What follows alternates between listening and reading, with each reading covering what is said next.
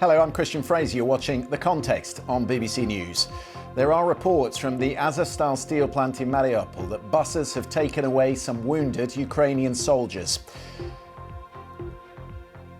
More than 1,000 Ukrainian troops have been besieged by Russian forces in the steelworks for more than a month. Can the Prime Minister unlock power sharing in Northern Ireland?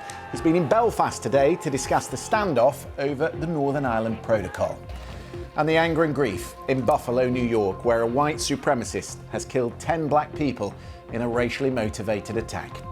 Tonight, with the context, from Rome, the former EU foreign policy advisor Natalie Tucci and the Republican Party strategist Ron Christie joins us from Washington.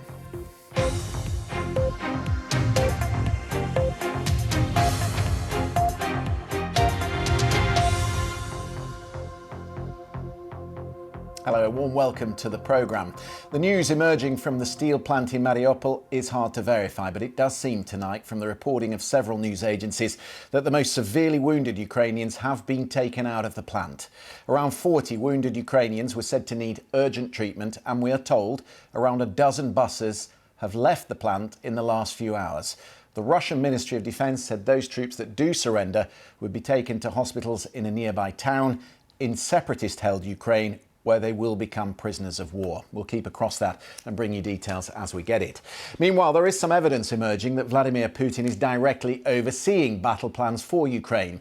Western intelligence sources believe the Russian president, together with his military chief General Gerasimov, are intervening in day-to-day tactical operations and are making decisions that would normally be made by more junior officers.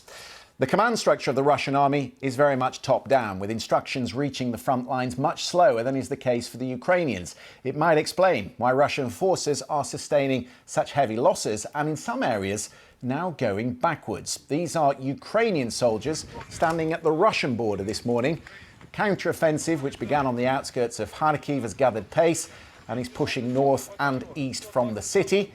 President Zelensky say the Ukrainian troops, we have arrived at the border. We are here. The remnants of the Russian brigades that were beaten back around Kharkiv are now being redeployed further south to Izium, the gateway to Donbass. It sits just above the main body of the Ukrainian forces that are still holding back Moscow's eastern push.